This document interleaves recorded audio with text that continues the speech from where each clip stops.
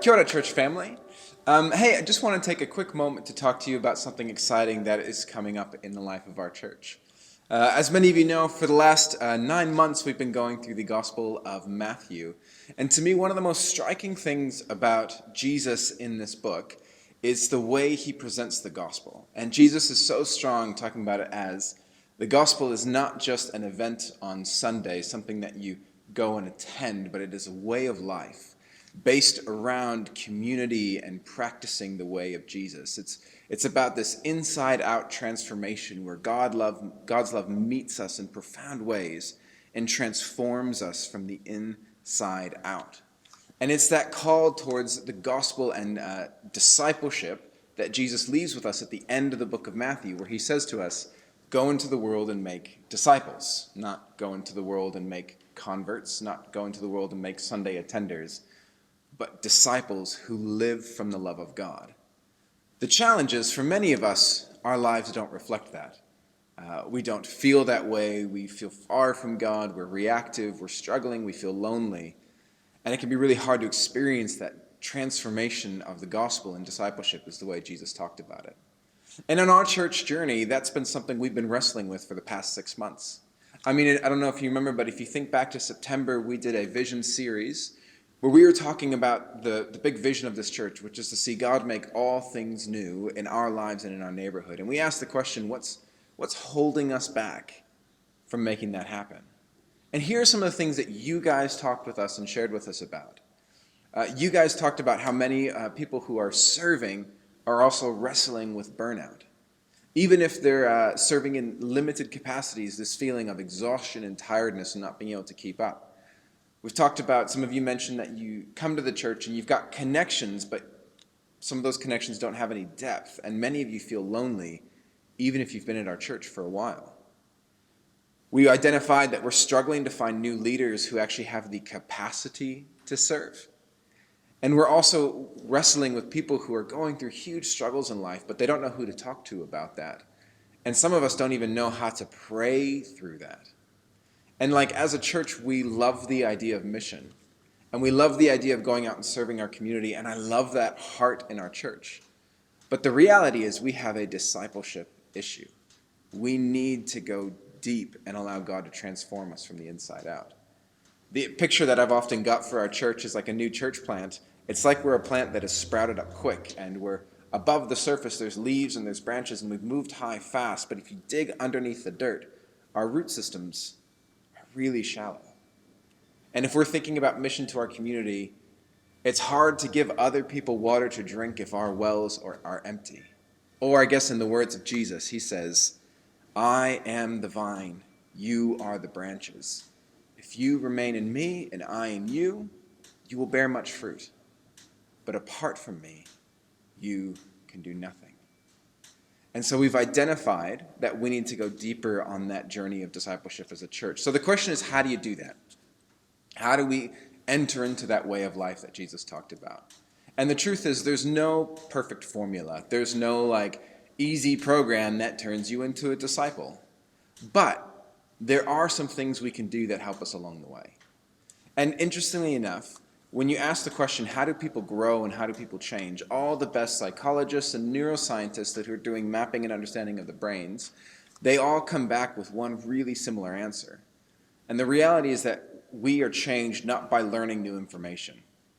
We don't grow by just learning new things, but we are formed most deeply by relationships.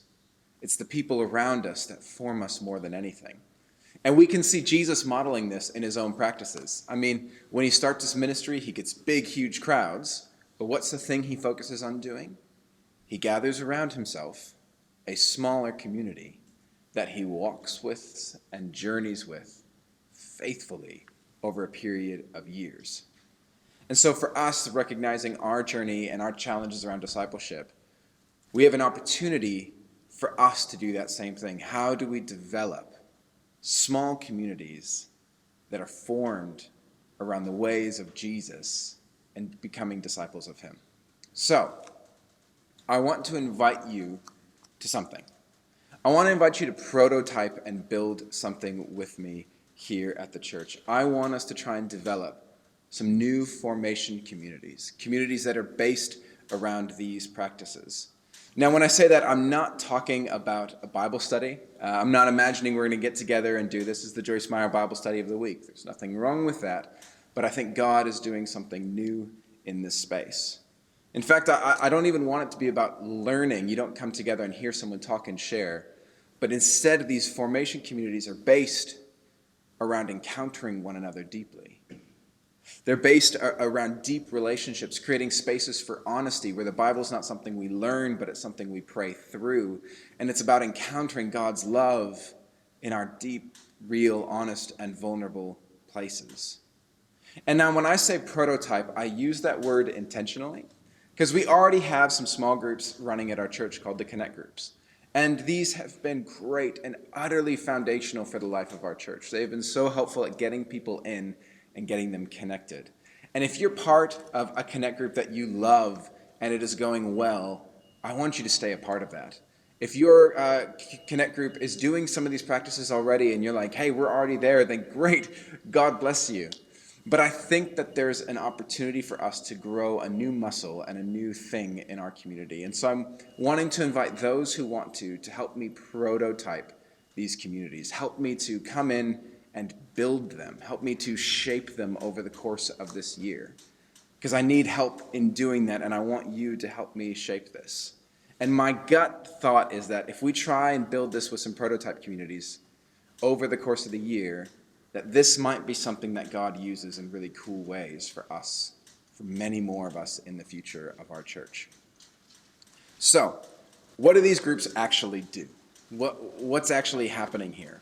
And really, it's pretty simple, and this will be refined as we get feedback from you around what's most helpful. But the first thing is you gather. Ideally, you'll be gathering weekly, but I recognize that that isn't a reality or a possibility for everyone, so there's some flexibility there. But so you'll be gathering either weekly or fortnightly. And then you'll be doing a few things. So one is you're having a space for communion, gathering around a table of food and breaking bread with one another. It is such a core practice, and it's one of the things that the early church did that we will do together. And for some seasons, that might be a full meal. And for some seasons, that might just be dessert or might just be nibbles and tea and coffee. But there's some element of just being together and feeding one another and recognizing Christ feeding us that's important. The next thing will be spaces for prayer, where you're going to be using maybe psalms, or we'll use set liturgies or prayers to help draw us back to an awareness of God's presence and his Spirit with us. And then a huge part of this will be making spaces for sharing and ministering to one another. It's so important in that discipleship journey that you can feel known. And to be known, you need to share about who God has made you to be and what God's doing in your life. And so initially that might look like each night over a dinner, you would nominate one person to get 30 minutes just to share their story, and then you pray for them. And once you've kind of gone around and do that, then that can shift into seasons where 2 or 3 people get a chance to answer one of 2 questions. When this week did I most feel God's love? And when this week did I feel furthest from God's love? And then people will be able to just listen. We don't have to fix your problems, but we will listen and hear you, and then we will pray and minister God's love to you. So there's huge spaces for just sharing and ministry and being known. And then there are going to be some seasons where I hope we'll practice some spiritual disciplines together. Some weeks will be focused on sharing, but then some weeks will be focused on doing things together. It can be working out our spiritual muscles. Maybe that's practices around fasting or Sabbath or generosity. Imagine if for 1 month these formation communities practice generosity and you together collate and bring together your resources to give or bless someone that month with something. Like there's so many different ways we can practice that together as a community. Or mission, once a month you guys decide to put on a meal for somebody's neighborhood and the cul-de-sac. You can do mission together. And so we'll oscillate between seasons of sharing and then seasons of doing, of practicing these spiritual disciplines together. And that's just a rough base structure. And over the course of the year, we will refine that and develop that. And so what I want to ask you is, would you help us build this? Would you help me to prototype and join one of these formation communities throughout this year?